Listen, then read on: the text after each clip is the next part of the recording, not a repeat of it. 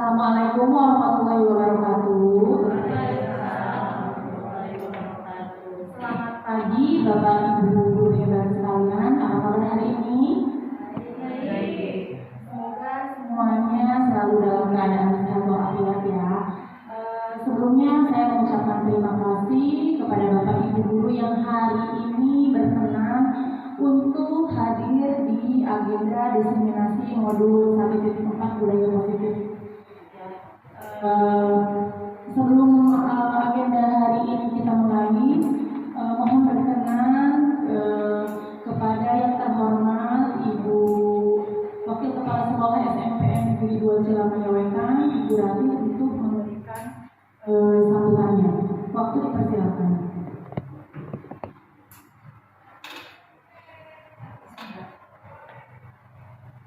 Bismillahirrahmanirrahim. Assalamualaikum warahmatullahi wabarakatuh. Terhormat Ibu Gina Panalas sebagai calon guru penggerak, kemudian Bapak dan Ibu guru sekalian. Hari ini Ibu Gina mendapatkan tugas untuk diseminasi tentang budaya positif, ya, budaya positif yang sasarannya adalah peserta didik. Bagaimana seorang guru bisa memberikan teladan budaya positif sehingga peserta didik nantinya akan menjadi peserta didik yang memiliki profil pelajar Pancasila. Oleh karena itu kita sebagai guru harus tetap mendukung apapun kegiatan yang dilakukan oleh calon guru penggerak ini. Semoga kita semua bisa menjadi guru yang terus bergerak menjadi guru yang lebih hebat di waktu yang akan datang. Itu saja mungkin dari saya. Terima kasih atas dukungan Bapak dan Ibu sekalian. Akhir kata, terus lanjutkan kegiatan positif ini. Assalamualaikum warahmatullahi wabarakatuh.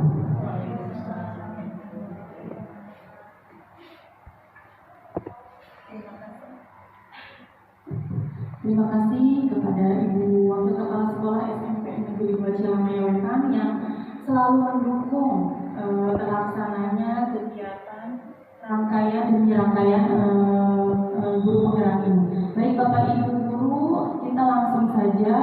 Di sini saya akan mencoba mempresentasikan mengenai diseminasi budaya positif.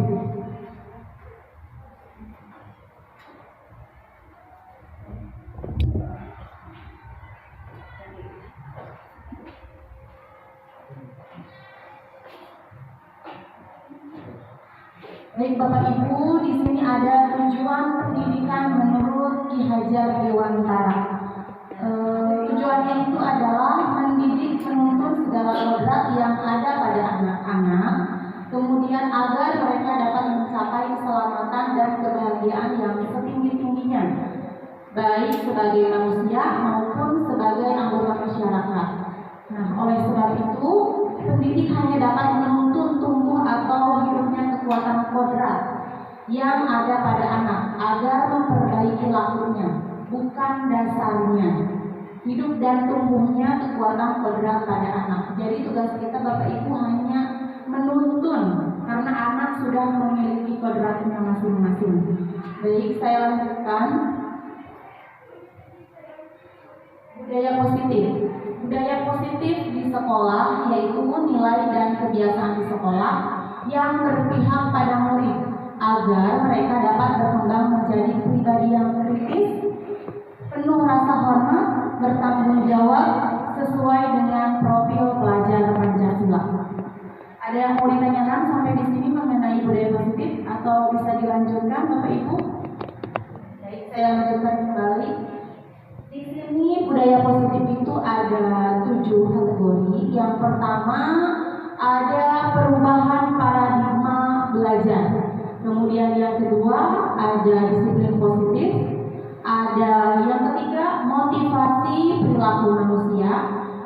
keempat, kebutuhan dasar. Yang kelima, posisi kontrol atau restitusi. Kemudian yang keenam, keyakinan kelas. Yang ketujuh, segitiga restitusi. Ketujuh kategori ini nanti akan saya bahas satu persatu. Baik, saya lanjutkan. Yang pertama, perubahan paradigma belajar. Kegiatan pemantiknya nanti kita akan melakukan kegiatan cobalah buka.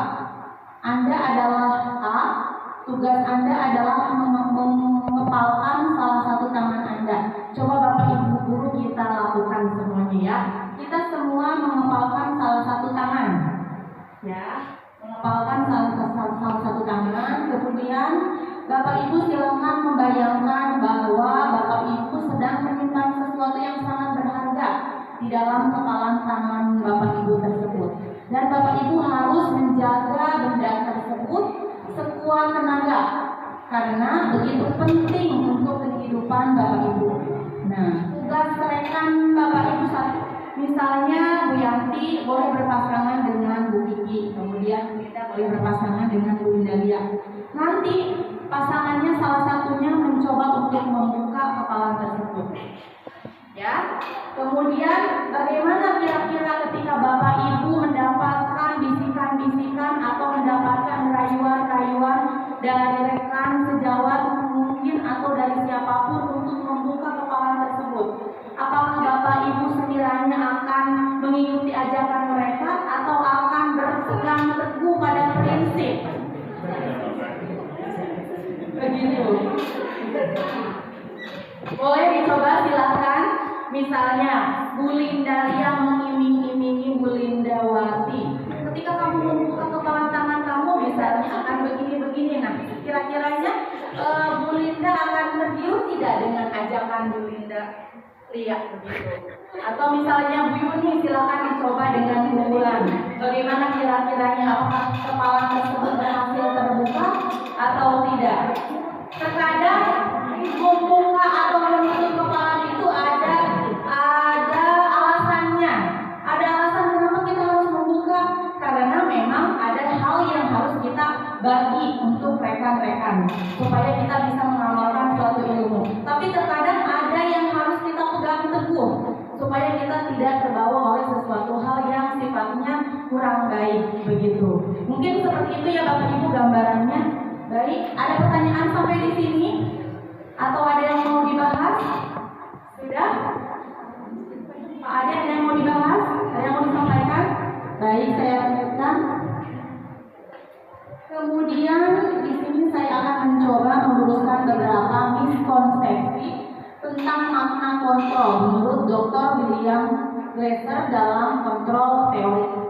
Ilusi guru mengontrol murid.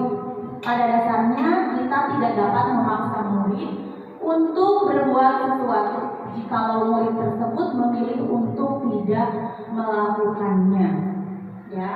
Kemudian walaupun tampaknya guru sedang mengontrol perilaku murid, hal demikian terjadi karena murid sedang mengizinkan dirinya dikontrol.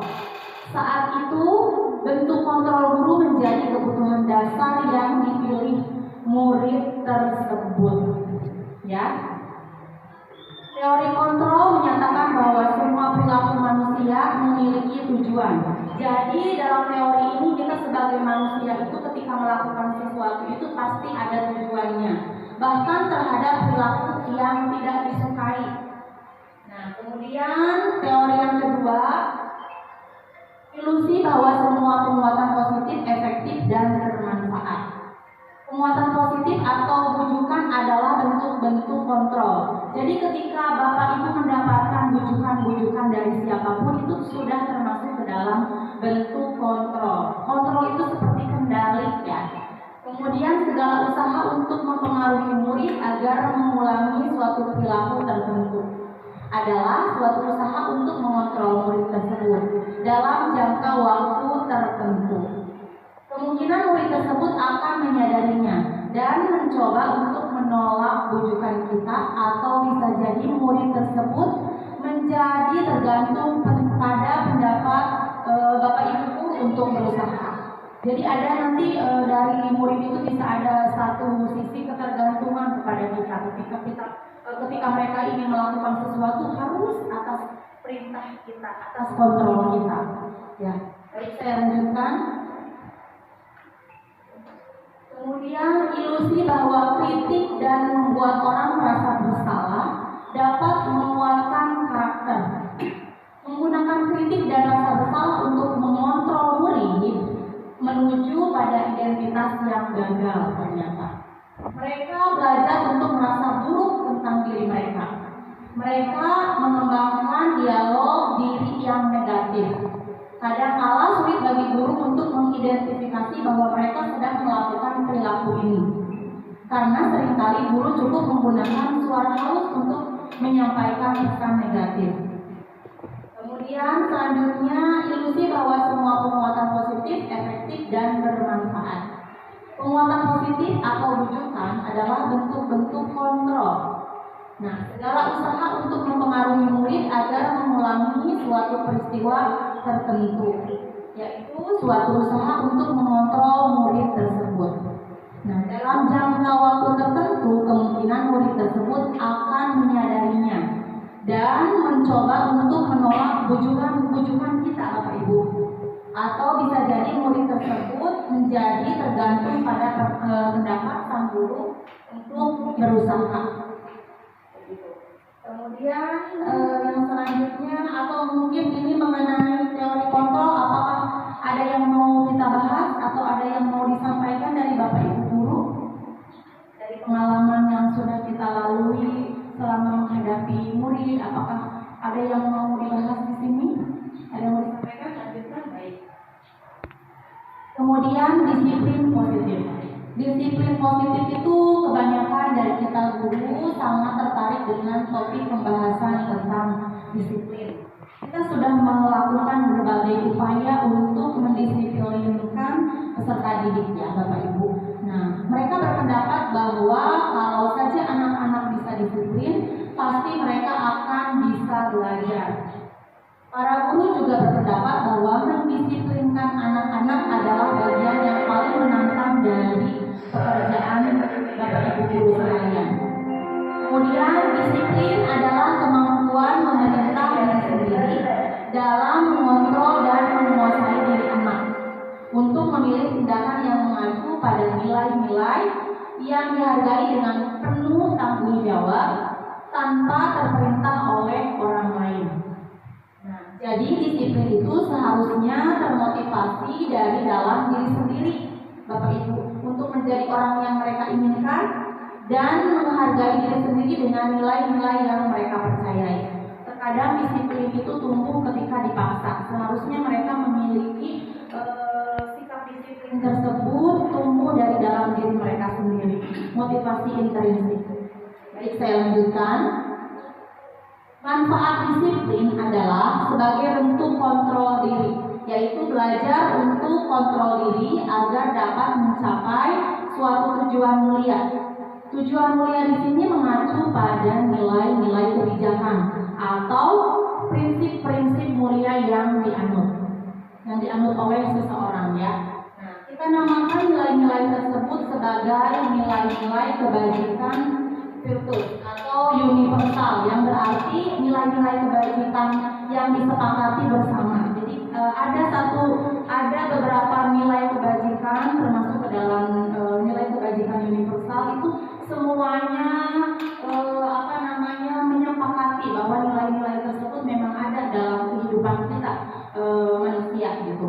Lepas dari suku bangsa, agama, bahasa maupun latar belakangnya. Misalnya di sini ada nilai-nilai kebajikan profil pelajar Pancasila. Beriman, bertakwa kepada Tuhan Yang Maha Esa dan berakhlak mulia. Ini nilai kebajikan yang pertama ini saya yakin di semua penganut agama, di semua agama yang berbeda, nilai ini pasti diyakini oleh penganut agama tersebut. Kemudian mandiri juga ini pasti di semua negara, tidak hanya di negara kita Indonesia, tapi di berbagai negara yang ada di dunia ini pasti meyakini adanya nilai-nilai kebajikan mandiri. Kemudian bernalar kritis. Yang keempat, berkebinekaan global, kemudian bergotong royong dan kreatif. Sebetulnya di luar dari nilai-nilai kebajikan yang ada pada profil pelajar Pancasila, ini masih banyak nilai-nilai kebajikan yang harus kita yakini. Di antaranya mungkin ada empati, kemudian rasa tanggung jawab, itu termasuk ke dalam nilai-nilai kebajikan atau kejujuran begitu. Ada yang mau dibahas sampai di sini Bapak Ibu? Lanjutkan. Baik. Kemudian di sini motivasi perilaku. Ada 3 motivasi perilaku yang biasanya kita lakukan.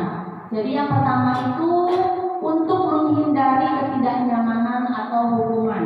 Biasanya kita melakukan sesuatu itu untuk menghindari hukuman, ya. Kemudian atau misalnya untuk menghindari ketidaknyamanan karena menghargai orang lain misalnya, atau takut terkena sanksi, makanya kita melakukan suatu hal.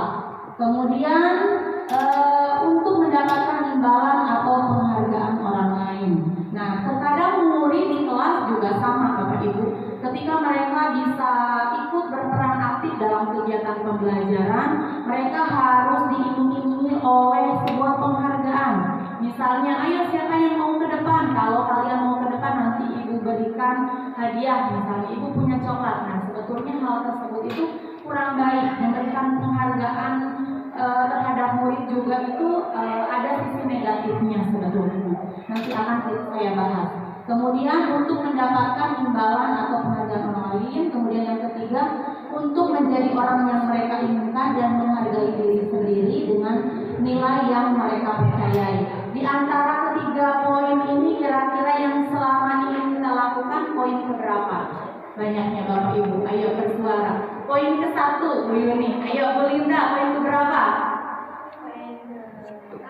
Poin kedua, oke.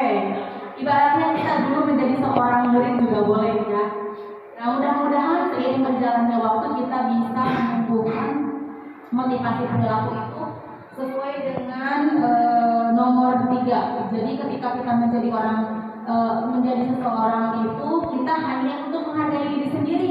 Kita melakukan sesuatu hal yang positif itu karena kita memang menghargai diri kita sendiri dengan nilai yang kita percayai. Ya, begitu. Baik, saya lanjutkan kembali. Kemudian untuk menghindari ketidaknyamanan atau hukuman, ini yang pertama. Ini termasuk ke dalam motivasi eksternal. Jadi tidak tumbuh dari dalam diri kita atau tidak tumbuh dari dalam diri murid. Jadi tumbuhnya motivasi tersebut itu karena faktor-faktor atau dorongan-dorongan dari luar. Nah, ini adalah tingkatan terendah dari motivasi perilaku manusia. Biasanya orang yang motivasi perilakunya untuk menghindari hukuman atau ketidaknyamanan akan bertanya, apa yang akan terjadi apabila saya tidak melakukannya? Karena kan terbiasa mendapatkan hukuman ketika tidak melakukan sesuatu. Nah, bagaimana ketika saya tidak melakukan hal tersebut? Jadi suka timbul pertanyaan. Kemudian mereka sedang menghindari permasalahan yang mungkin muncul dan berpengaruh pada diri mereka secara fisik atau psikologis maupun tidak terpenuhinya kebutuhan mereka. Bila mereka tidak melakukan tindakan tersebut, motivasi ini bersifat eksternal atau dari luar. Kemudian selanjutnya untuk mendapatkan imbalan atau penghargaan dari orang lain. Ini untuk kategori atau poin yang kedua masih termasuk ke dalam motivasi eksternal. Jadi satu tingkat, tapi ini tingkatannya lebih tinggi daripada yang pertama tadi ya. Satu tingkat di atas motivasi yang pertama. Di sini orang berperilaku untuk mendapatkan imbalan atau penghargaan dari orang lain. Orang dengan motivasi ini akan bertanya, apa yang akan saya dapatkan apabila saya melakukannya? Mereka melakukan sebuah tindakan untuk mendapatkan pujian dari orang lain yang menurut mereka penting dan mereka letakkan dalam dunia beraktivitas mereka. Kemudian mereka juga melakukan sesuatu untuk mendapatkan hadiah. Hadiahnya itu bisa berupa pengakuan atau imbalan. Nah, motivasi ini bersifat eksternal, jadi tumbuh dari dalam diri sendiri.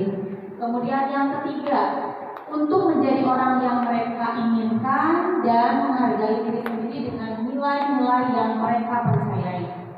Ini termasuknya ke dalam motivasi internal. Poin yang ketiga ini merupakan tujuan dari budaya positif. Kita melakukan suatu budaya positif itu tujuannya adalah supaya menumbuhkan motivasi internal dalam diri kita. Orang dengan motivasi ini akan bertanya, akan menjadi orang yang seperti apa bila saya melakukannya. Mereka melakukan sesuatu karena nilai-nilai yang mereka yakini dan hargai, dan mereka melakukannya karena mereka ingin menjadi orang yang melakukan nilai-nilai yang mereka yakini tersebut. Ini adalah motivasi yang akan membuat seseorang memiliki disiplin positif, karena motivasi berperilakunya bersifat internal, bukan eksternal. Kemudian yang selanjutnya, materi yang ketiga yaitu 5 kebutuhan dasar manusia. Jadi kebutuhan dasar manusia itu ada 5. Ini sebetulnya materi 1, 2, 3, 4 sampai ke 7 itu saling berhubungan. Jadi ketika misalnya seseorang memiliki motivasi internal itu bisa didasari oleh 5 kebutuhan dasar mereka itu sudah terpenuhi. Saya bahas satu persatu. Seluruh tindakan manusia memiliki tujuan tertentu. Semua yang kita lakukan adalah usaha terbaik kita untuk mendapatkan apa yang kita inginkan, Bapak Ibu. Nah, realitasnya kebutuhan setiap orang berbeda. Kita harus berusaha untuk memahami pandangan orang lain tentang dunia, karena setiap orang pasti memiliki pandangan yang berbeda-beda. Ini ada 5 kebutuhan dasar manusia. Yang pertama itu ada kebutuhan untuk bertahan hidup, ya. Kemudian ada kebutuhan kasih sayang dan rasa diterima. Kemudian ada kebebasan. Yang keempat ada kesenangan, dan yang terakhir ada penguasaan.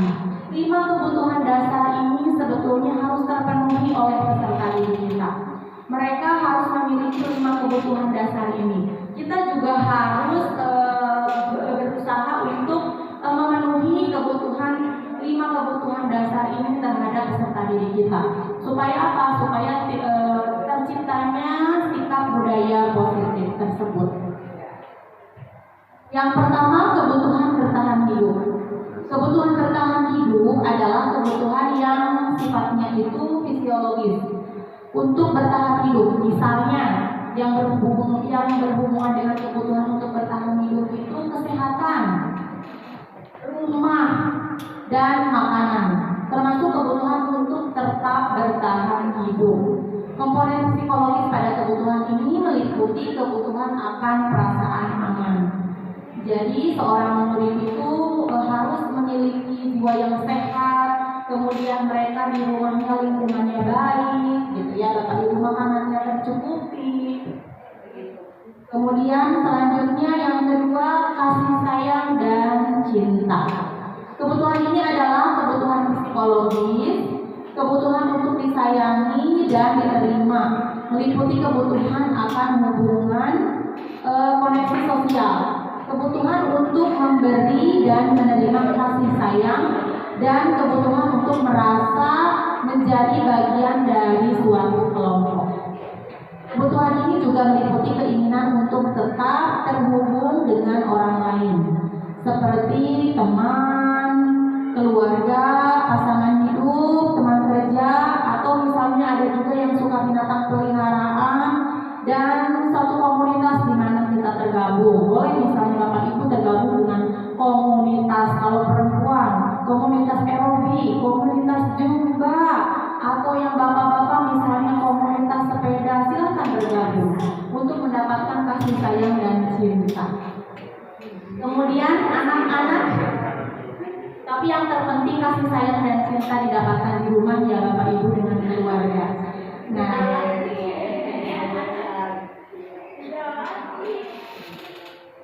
baik Bapak Ibu, saya lanjutkan. Anak-anak memiliki kebutuhan dasar kasih sayang dan rasa diterima yang tinggi ya. Biasanya ingin disukai dan diterima oleh lingkungannya. Jadi kita itu benar-benar harus memperhatikan bahwa anak-anak itu ingin disayangi oleh kita Bapak Ibu.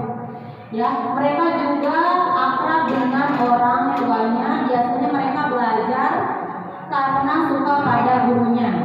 Bagi mereka teman sebaya sangatlah penting. Mereka juga biasanya suka bekerja dalam kelompok. Ini karakter peserta didik kita. Kemudian saya lanjutkan. Yang ketiga, kebutuhan dasar penguasaan.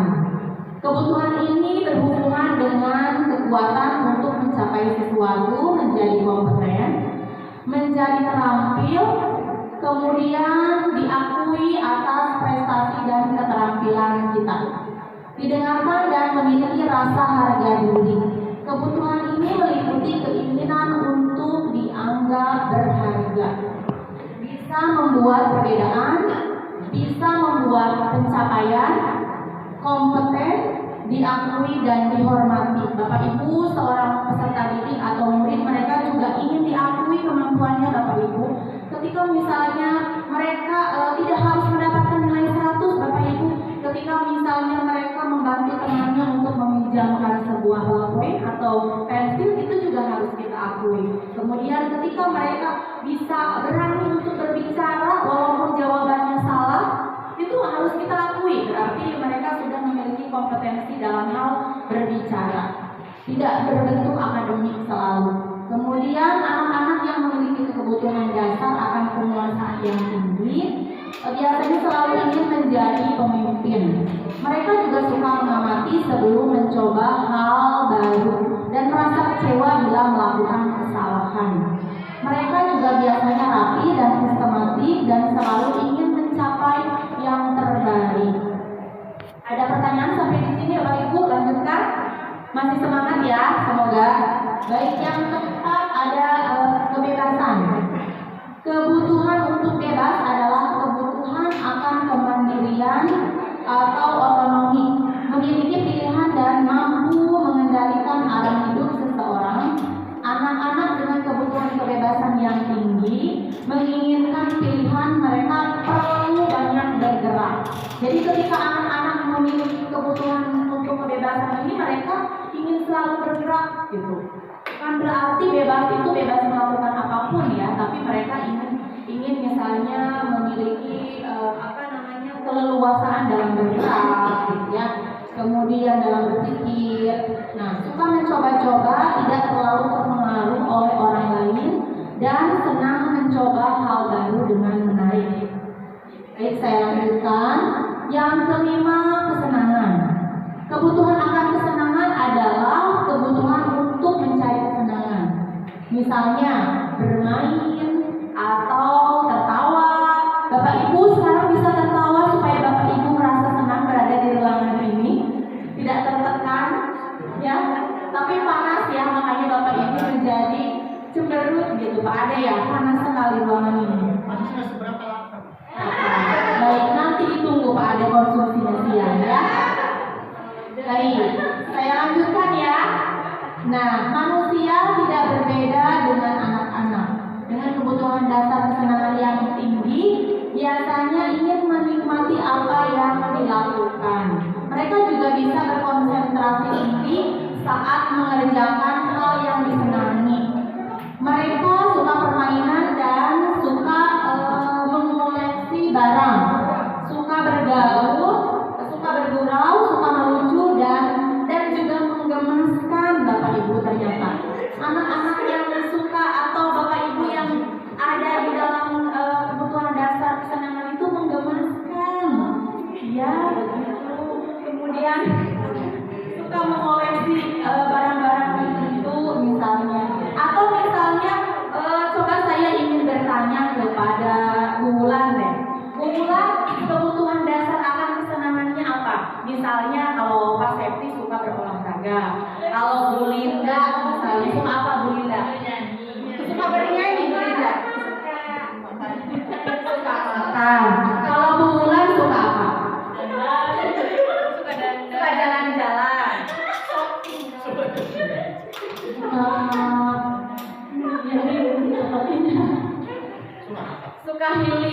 itu umum perempuan ya. Perempuan itu senangnya jalan-jalan, Bapak Ibu, makan, belanja, begitu ya. Iya. Coba kalau Bang Kiki kebutuhan kesenangannya yang ingin dipenuhi berupa apa? Mungkin Bu Jenny ya. Nanti baru. Sudah terpenuhi bulan ini Bu Kiki? Sudah, alhamdulillah.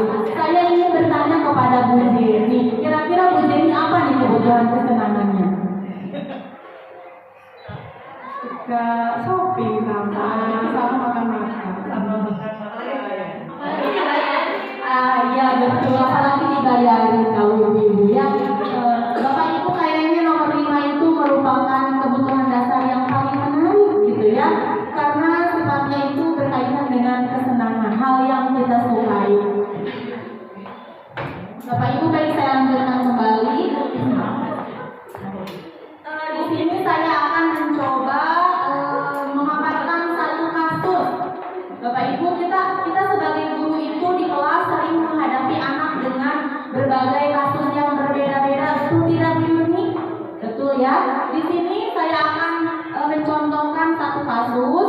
Ibu Evi seorang guru yang merupakan wali kelas 9B.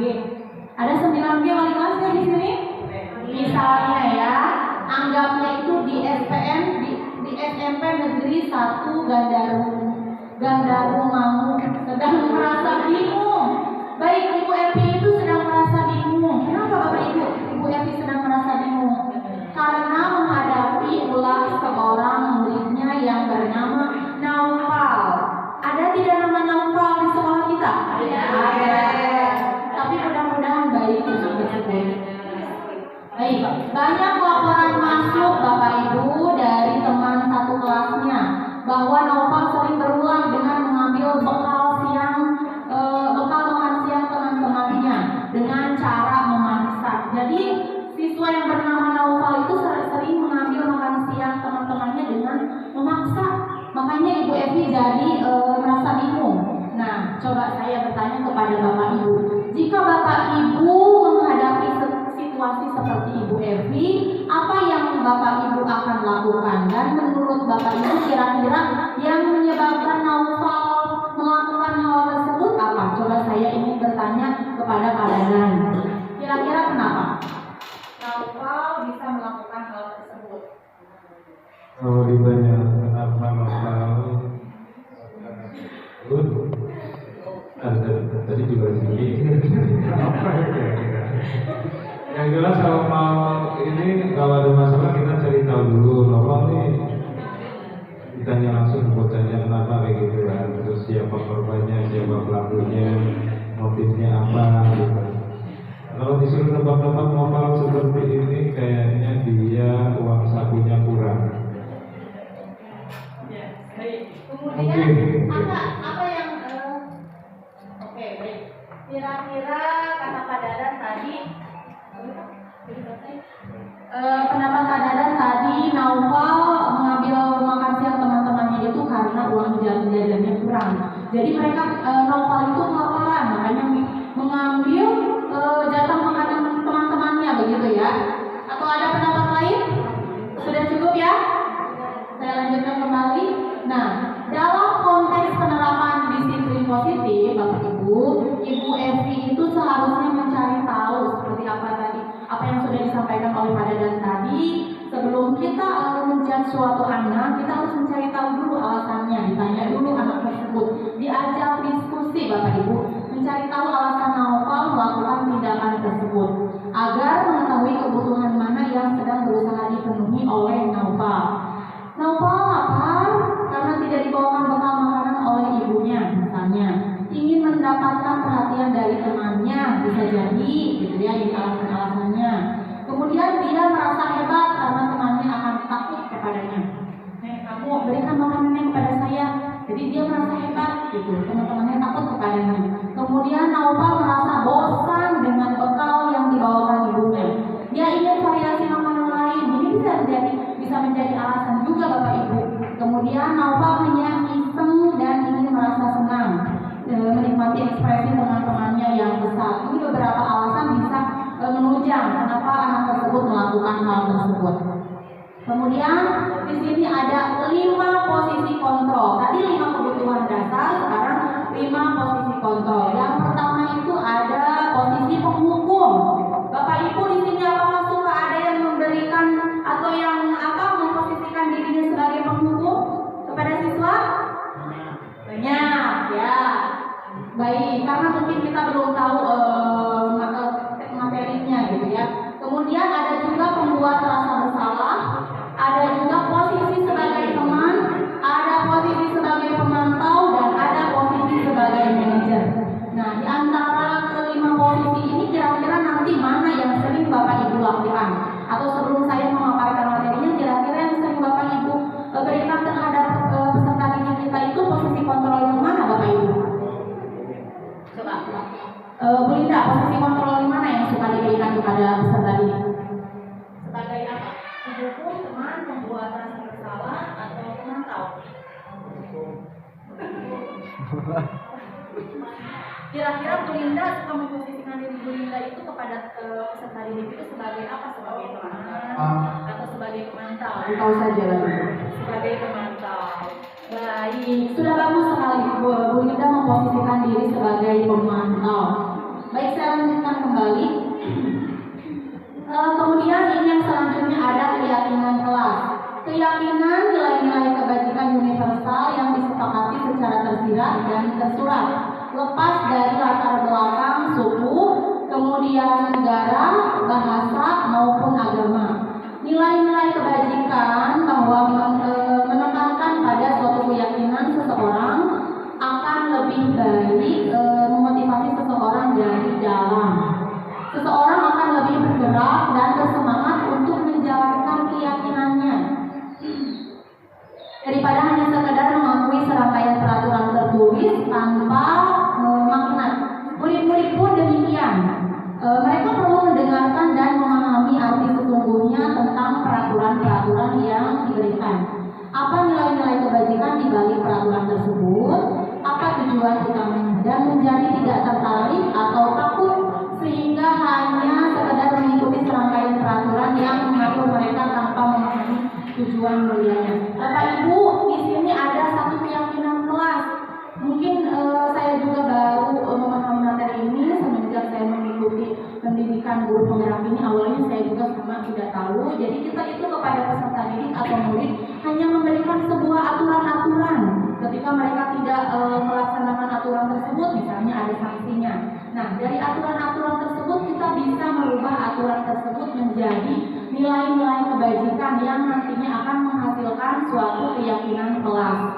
Gitu. Kalau keyakinan kelas itu tidak berbentuk larangan, tapi hal-hal yang disepakati dan melibatkan siswa, Bapak Ibu. Tidak kita yang merumuskan kalimat-kalimat dalam keyakinan kelas tersebut, tapi siswa. Misalnya, anak-anak kalian ingin apa di kelas ini? Misalnya ingin kita semua warga kelas ini melakukan apa supaya kelas kita tetap bersih. Misalnya, nanti mereka memunculkan ide-ide. Nah, hal tersebut bisa kita masukkan menjadi sebuah keyakinan kelas, dan itu biasanya akan diyakini oleh murid-murid karena berasal dari ide atau gagasan yang mereka miliki. Kemudian selanjutnya proses pembentukan keyakinan kelas. Yang pertama itu mempersilahkan warga sekolah atau murid-murid di sekolah atau kelas untuk bercurah pendapat tentang peraturan yang perlu disepakati di sekolah atau di kelas.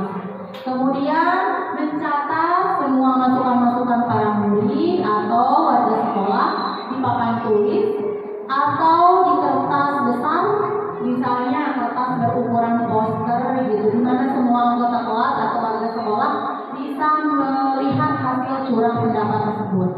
Kemudian susunlah keyakinan kelas sesuai dengan prosedur pembentukan keyakinan kelas.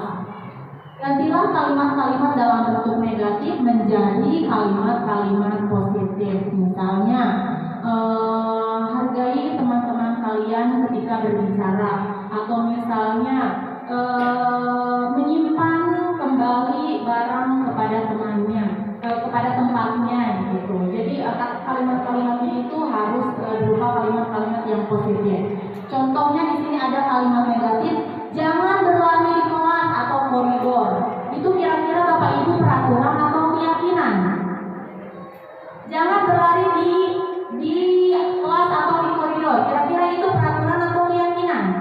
Peraturan, seperti apa yang sudah disampaikan Bu Yanti. Kemudian kita ubah ya kalimat tersebut menjadi kalimat positif. Misalnya berjalanlah di kelas atau di koridor, begitu ya. Baik, saya lanjutkan kembali. Yang selanjutnya, tinjau kembali daftar curah pendapat yang sudah dicatat. Anda mungkin akan berpendapat bahwa pernyataan yang tertulis di sana masih banyak yang berupa peraturan-peraturan. Kita sebagai guru terkadang ke siswa sampai saat ini masih memperlakukan peraturan ya Bapak Ibu. Nah, seharusnya itu tidak boleh, seharusnya diganti dengan keyakinan kelas. Kemudian tinjau ulang keyakinan kelas secara bersama-sama. Seharusnya setelah beberapa peraturan telah disatukan menjadi beberapa keyakinan, maka jumlah butir pertanyaan atau keyakinan akan menjadi berkurang. Sebaiknya keyakinan sekolah atau kelas tidak terlalu banyak Bapak Ibu, bisa berkisar antara 3 prinsip keyakinan. Bila mana terlalu banyak maka warga kelas akan sulit untuk mengingatnya. Dan cari kalimat-kalimatnya jangan yang terlalu panjang Bapak Ibu ketika membuat suatu keyakinan kelas. Yang pendek-pendek supaya siswa gampang untuk mengingatnya.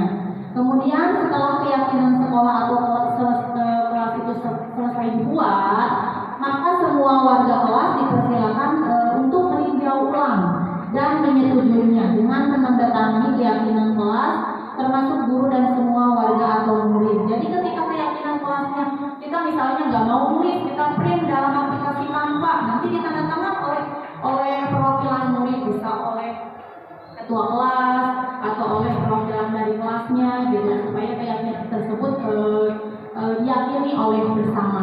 Kemudian keyakinan kelas selanjutnya bisa diletakkan di dinding kelas di tempat yang mudah dilihat oleh semua warga kelas. Begitu Bapak Ibu. Ada yang mau ditanyakan Bapak Ibu? Bisa dilanjutkan? Bisa. Boleh. Nah, Bapak Ibu, yang selanjutnya mengenai materi 3 tahapan segitiga restitusi.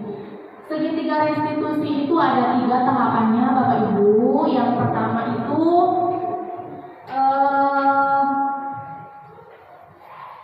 menstabilkan identitas. Dari bawah itu menstabilkan identitas, kemudian validasi tindakan yang salah, kemudian menanyakan keyakinan. Jadi saya akan bahas satu persatu ya Bapak Ibu. Ini tahapan segitiga restitusi ya, ada 3. Yang pertama, menstabilkan identitas. Ini perlu sekali Bapak Ibu kita pahami bersama ya, untuk menghadapi siswa ketika siswa memiliki masalah. Terkadang kita langsung kepada poin kesalahannya kan, tanpa kita melakukan sebuah penstabilan identitas tersebut. Itu sangat penting. Jadi kita jangan langsung menyalahkan siswa tersebut atau murid tersebut, tapi kita harus menstabilkan identitas mereka terlebih dahulu.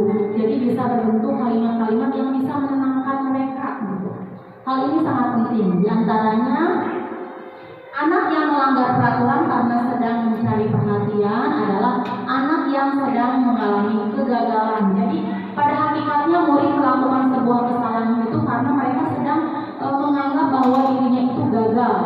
Ya, dia mencoba untuk memenuhi kebutuhan dasarnya, namun ada kebutuhan dasar tersebut itu yang 5. Misalnya tadi mereka menginginkan kebutuhan dasar disayangi dan dicintai, ternyata mereka misalnya tidak mendapatkan itu di keluarganya, sehingga mereka misalnya ketika datang ke sekolah mereka mengganggu temannya, gitu. Jadi ada sebuah rasa gagal dalam diri mereka, sehingga mereka melakukan sebuah kesalahan. Jadi ini ketika peserta didik itu melakukan sebuah kesalahan, berarti ini 5 kebutuhan dasar tadi itu ada yang tidak terpenuhi, begitu ya. Baik, nah di sini kita akan mencoba atau meyakinkan si anak dengan cara mengatakan kalimat-kalimat yang ada di bawah ini. Bisa dicoba nanti ketika Bapak Ibu menghadapi murid yang sedang mengalami masalah. Misalnya, pada saat murid datang di hadapan kita tanyakan dulu kabar mereka, ya, salam dulu, kemudian kita berkata berbuat salah itu tidak apa-apa. Misalnya ini salah satu contohnya ya, bisa Bapak Ibu dengan kata-kata yang lain. Atau misalnya tidak ada manusia yang sempurna, siapapun juga pernah melakukan kesalahan seperti itu. Kita bisa menyelesaikan ini. Bapak Ibu tidak tertarik untuk mencari siapa yang salah, tapi Bapak Ibu ingin mencari solusi dari permasalahan ini. Dan misalnya ada lagi kalimat, kamu berhak merasa begitu, atau apakah kamu sedang menjadi teman yang baik untuk diri kamu sendiri? Begitu. Ini salah satu contoh pertanyaan-pertanyaan yang bisa kita tanyakan, yang bisa kita sampaikan kepada murid ketika mereka melakukan sebuah kesalahan. Kemudian yang kedua, validasi tindakan yang salah. Setiap tindakan kita lakukan dengan suatu tujuan, Bapak Ibu, yaitu memenuhi kebutuhan dasar. Kalau kita memahami kebutuhan dasar, apa yang mendasari sebuah tindakan, kita akan bisa menemukan cara-cara yang paling efektif untuk memenuhi kebutuhan tersebut. Seorang guru yang memahami teori kontrol pasti akan mengubah pandangannya dari teori stimulus respon ke cara berpikir proaktif yang mengenali tujuan dari setiap tindakan. Ketujuh materi yang saya sampaikan hari ini semuanya saling berhubungan, ya, Bapak Ibu. Kemudian di sini ada contoh-contoh kalimat yang bisa kita sampaikan kepada murid untuk memvalidasi tindakan yang salah, untuk mengetahui penyebab tindakan yang salah yang dilakukan oleh murid tersebut itu. Salah satu kalimatnya bisa dengan kalimat begini, padahal kamu bisa melakukan hal yang lebih buruk dari ini ya, misalnya begitu. Tapi tidak kamu lakukan gitu. Kemudian kamu pasti punya alasan mengapa kamu melakukan hal ini. Atau misalnya kamu patut bangga pada diri kamu sendiri karena kamu telah melindungi sesuatu yang penting untuk diri kamu sendiri. Atau misalnya kamu telah mempertahankan sikap itu, tetapi kamu harus menumbuhkan sikap yang baru ya, misalnya. Nah, untuk menggali alasan-alasan siswa melakukan kesalahan, kita bisa mengatakan kalimat-kalimat tersebut. Nah, di sini biasanya proses restitusi terjadi. Restitusi itu adalah sebuah perbaikan, memperbaiki kesalahan. Mereka misalnya sedang memperbaiki kegagalannya, dicari solusinya bersama dengan kita dengan cara berdiskusi. Kemudian restitusi tidak menyarankan guru bicara ke murid bahwa melanggar aturan adalah sikap yang baik, tapi dalam restitusi guru harus mengetahui atau memahami alasannya dan paham bahwa setiap orang pasti akan melakukan yang terbaik untuk dirinya sendiri. Begitu Bapak Ibu, yang langkah yang kedua. Kemudian langkah yang ketiga yaitu menanyakan keyakinan. Dalam teori kontrol menyatakan bahwa kita pada dasarnya itu termotivasi secara internal. Ketika identitas sukses telah tercapai, ada di langkah 1, dan tingkah laku yang salah telah divalidasi, itu ada di langkah yang kedua, maka anak akan siap untuk dihubungkan dengan nilai-nilai yang dipercayai. Tadi kan kita pada awalnya sudah membuat keyakinan kelas ya Bapak Ibu. Nah, misalnya siswa itu ketika melakukan sebuah kesalahan itu kita ini dulu stabilkan dulu identitasnya. Kadang-kadang siswa ketika dipanggil sama kita itu kan takut, bahkan mereka misalnya menangis begitu ya Bapak Ibu. Nah, kita stabilkan dulu identitas siswa tersebut dengan cara memberikan motivasi misalnya. Kemudian yang kedua tadi kita mencari tahu alasan mengapa siswa tersebut melakukan hal tersebut. Kemudian yang ketiga terakhir, di situ ketika siswa sudah stabil dirinya, sudah diketahui alasannya, maka kita akan dengan mudah untuk masuk, untuk menanamkan kembali, untuk mengingatkan kembali nilai-nilai kebajikan yang sudah disepakati bersama. Begitu Bapak Ibu. Misalnya kalimat-kalimatnya itu apa yang kita percayai sebagai keyakinan kelas atau keluarga. Kemudian apa nilai-nilai umum yang telah kita sepakati. Kemudian apa bayangan kita tentang kelas yang ideal. Kemudian kamu mau jadi orang yang seperti apa? Misalnya ini bagian dari langkah menanyakan keyakinan. Sudah selesai materinya Bapak Ibu. Dari Seti mohon maaf waktunya masih tersedia berapa? 50 menit ini udah. Oh, baru 50 menit, berarti kita masih punya waktu Bapak Ibu untuk berdiskusi. Nah, dari ketujuh materi hari ini yang paling menarik sekali menurut Bapak Ibu, materi yang mana yang akan kita bahas bersama misalnya ya. Ini kan ketujuh materi hari ini. Yang pertama perubahan paradigma belajar, kemudian disiplin positif, kemudian motivasi perilaku manusia, kemudian kebutuhan dasar. Ada berapa tadi? Ada 5 kebutuhan dasar. Kemudian posisi kontrol, ini juga ada 5. Kemudian keyakinan kelas dan yang ketujuh segitiga restitusi. Menurut Bapak Ibu poin mana yang paling menarik di antara ketujuh materi hari ini? Coba saya ingin bertanya kepada Pak Dadan mengenai pendapatnya.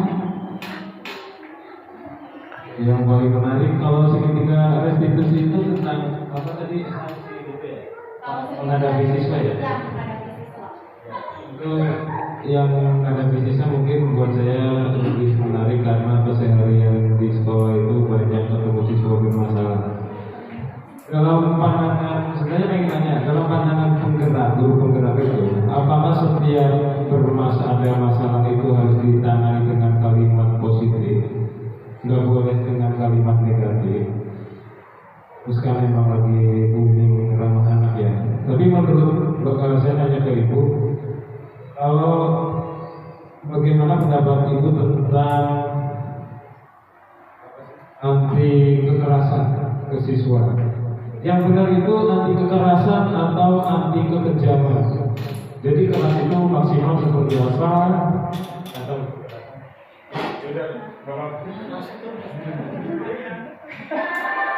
Baik, seperti yang sudah disampaikan oleh Pak Dadan tersebut ya, apakah ketika kita menghadapi siswa yang bermasalah, kita harus selalu mengungkapkan atau menyikapinya dengan kalimat-kalimat yang positif, tidak boleh yang negatif? Ya, betul sekali.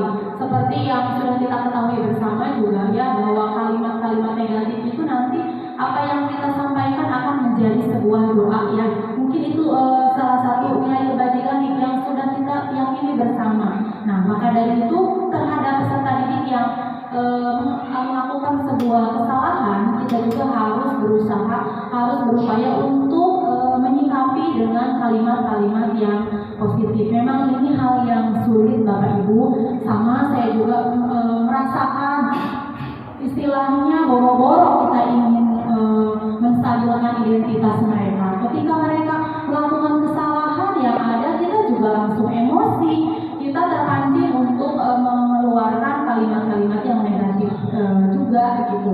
Tapi apa namanya, tidak ada salahnya ketika kita mencoba langkah-langkah segitiga restitusi ini. Dari mulai yang pertama tadi menstabilkan identitas, karena memang pada hakikatnya seorang murid itu ingin, tadi kebutuhan dasarnya itu ingin disayangi, kemudian dia juga ingin diakui penguasaan ya. Ketika kita menghadapi mereka, maka kita stabilkan identitas murid tersebut dengan cara kita memberikan kasih sayang, memberikan pengakuan bahwa dia itu berharga gitu, Bapak Ibu ya. Ketika mereka sudah merasa dirinya itu berharga kembali, karena kan tadi seperti yang kita ketahui bahwa melakukan sebuah kesalahan itu karena mereka sedang merasa gagal terhadap dirinya sendiri, karena kebutuhan dasarnya tadi tidak terpenuhi. Misalnya kasih sayang di rumah kurang karena orang tuanya sibuk, atau misalnya ketika di sekolah misalnya kemampuan akademik dia kurang misalnya begitu.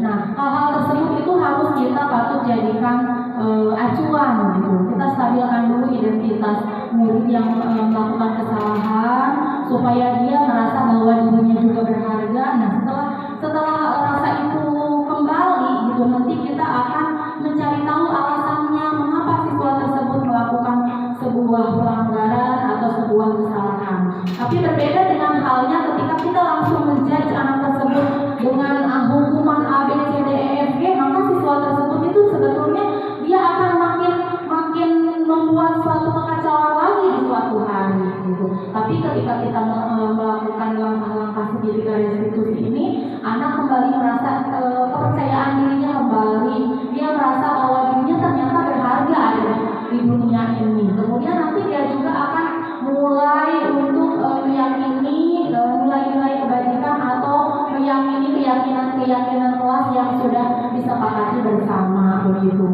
Begitu mungkin Pak Dadan yang bisa saya sampaikan. Ada lagi Pak Ade, mungkin ada yang mau ditambahkan Pak?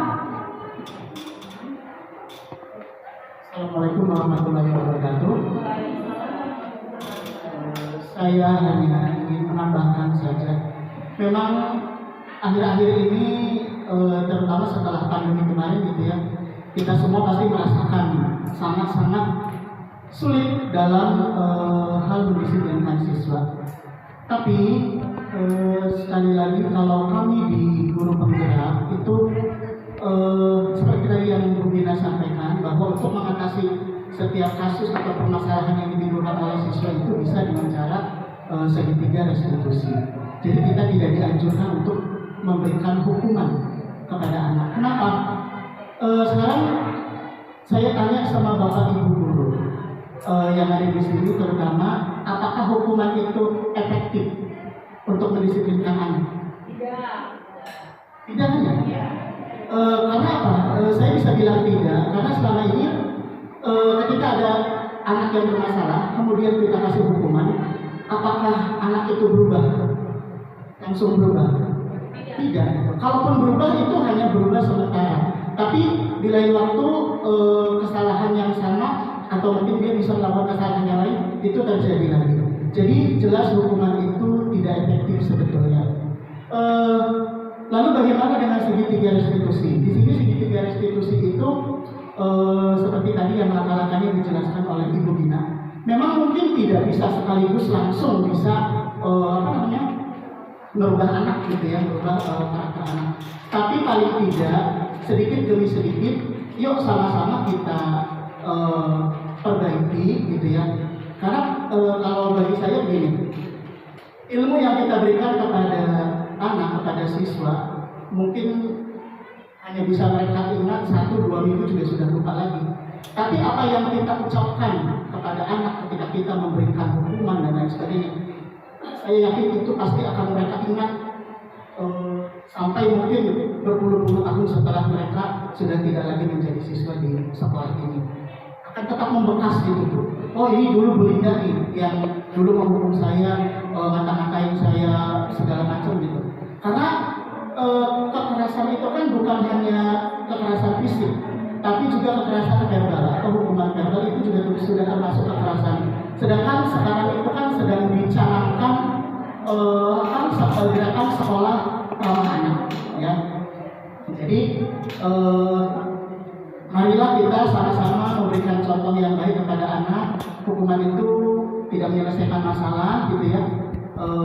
Kemudian bagaimana mungkin kita menciptakan budaya positif di sekolah kalau misalnya kita sendiri tidak bisa memberikan teladan atau satu contoh suri tauladan yang baik. Jadi kalau kita masih sering memberikan hukuman dengan cara membentak-bentak dan lain sebagainya, ya menurut saya itu kurang efektif gitu ya. Tapi ya kan tadi juga dijelaskan sama Bu Gina, ada posisi kontrol gitu ya. Posisi kontrol kita itu ada 5, ada yang sebagai penghukum, ada yang sebagai pemberi rasa bersalah, kemudian ada juga sebagai pemantau, ada sebagai teman, dan yang terakhir adalah sebagai manajer gitu ya. Ini kaitannya dengan kepribadian kita masing-masing. Kita juga tidak mungkin langsung berubah, tapi kita bisa belajar, bisa mencoba mulai dari sekarang. Kita mulai dari diri sendiri kita yang selama ini mungkin sebagai penghukum atau sebagai pembuat rasa bersalah kita ubah menjadi sebagai manajer gitu. Mungkin itu saja yang dapat saya sampaikan. Bu Gina, kurang lebih mohon maaf. Wassalamualaikum warahmatullahi wabarakatuh. Terima kasih Pak Ade, sangat menambah wawasan kita hari ini Bapak Ibu ya.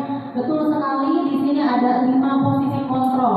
Bapak Ibu, ternyata menjadi seorang teman bagi murid itu sebetulnya ada nanti akan menciptakan satu hal yang negatif ternyata. Setelah saya mempelajari modul 1.4 ini mengenai budaya positif, jadi ketika kita memposisikan diri kita sebagai teman bagi murid yang selalu mendengar cerita mereka, yang selalu membantu mereka gitu. Ketika suatu saat misalnya murid tersebut tidak mendapatkan apa yang mereka harapkan dari diri kita, mereka akan kecewa nanti, Bapak Ibu.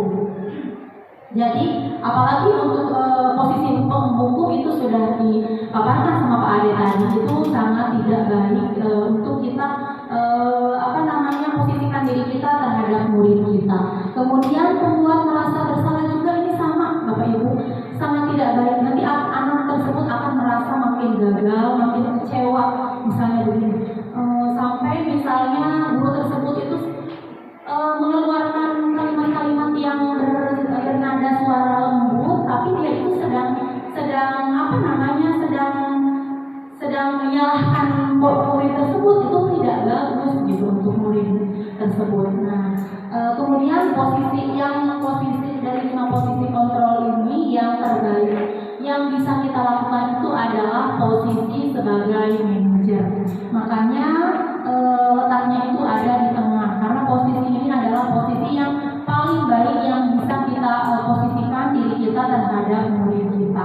Dalam posisi manajer itu kita bisa memiliki 2-3 peran sekaligus. Kita bisa memposisikan diri kita sebagai teman, kita bisa memposisikan diri kita sebagai pemantau gitu. Itu dinamakan dengan posisi manajer. Dan posisi manajer ini termasuk ke dalam segitiga restitusi. Jadi kita ketika memposisikan diri kita sebagai manajer, maka langkah-langkah yang ada dalam segitiga restitusi itu pasti sudah kita lakukan. Begitu Bapak Ibu. Baik Bapak Ibu, Pak Sekti mohon maaf, ini sudah berapa? 62.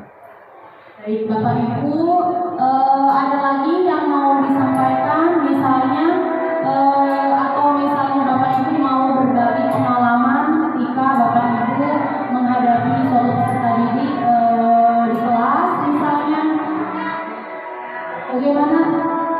Bu Linda, apakah ada yang mau disampaikan? Ya, coba kita berbagi kasus misalnya, supaya nanti kita di sini bisa menyelesaikan bersama-sama. Coba.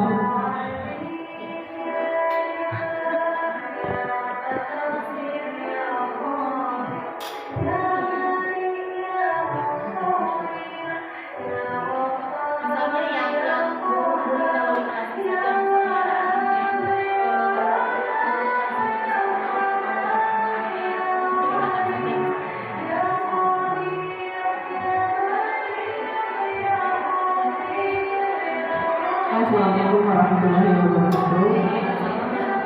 Ini berbagi kasus, berbagi cerita tentang kasus yang dihadapi di kelas.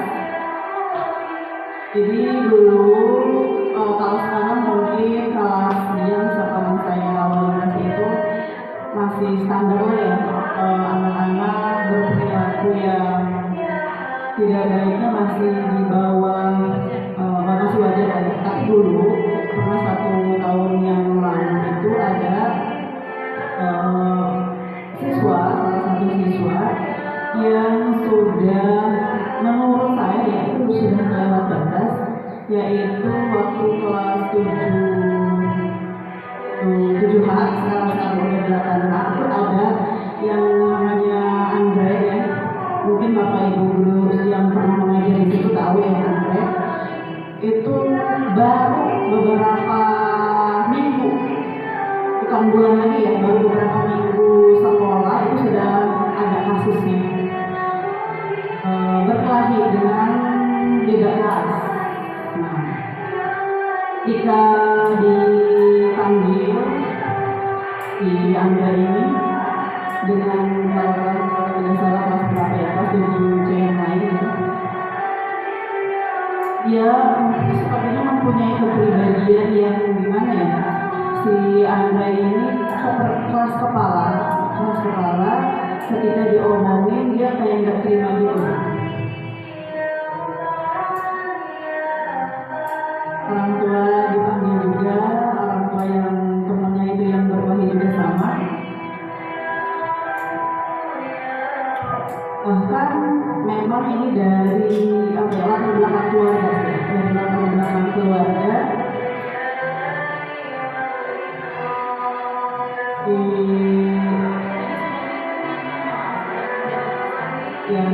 Yang itu dibentuk dari keluarga dulu ya. Jadi apa-apa anak-anak itu kita lihat latar belakangnya dulu. Kenapa anak berperilaku seperti ini di sekolah? Kita cari tahu akarnya. Ketika sudah tahu permasalahan yang ada di keluarga, dia ternyata dibawa ke sekolah. Jadi di sini di sekolah bahkan itu dari bawaan dari keluarga sendiri.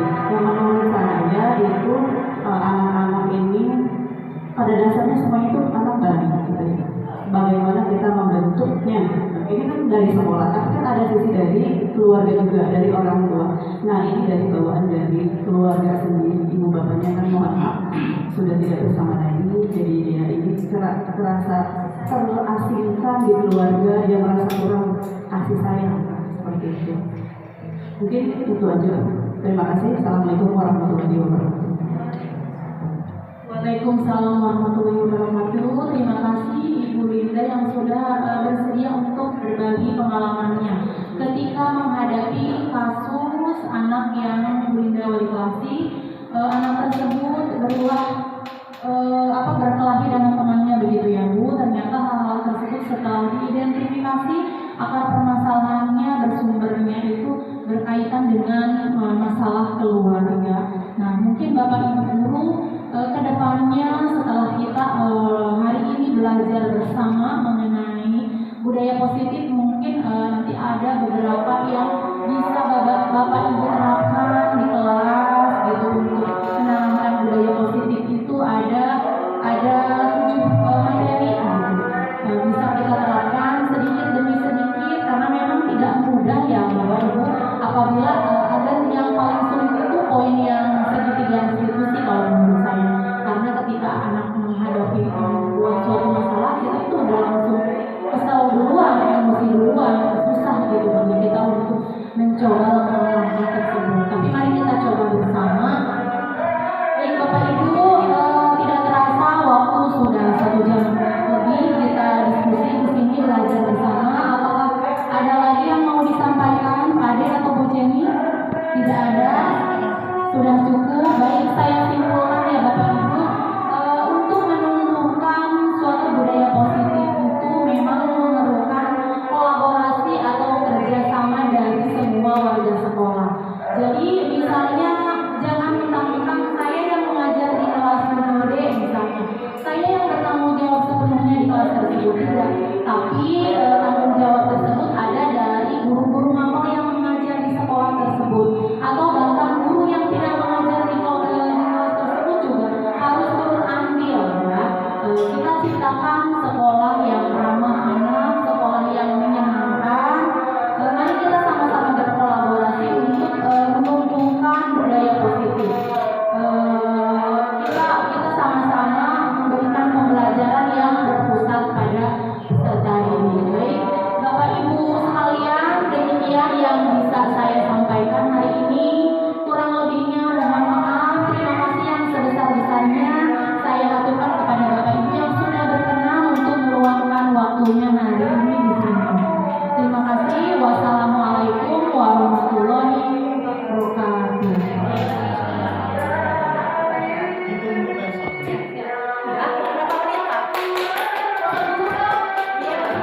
1 menit.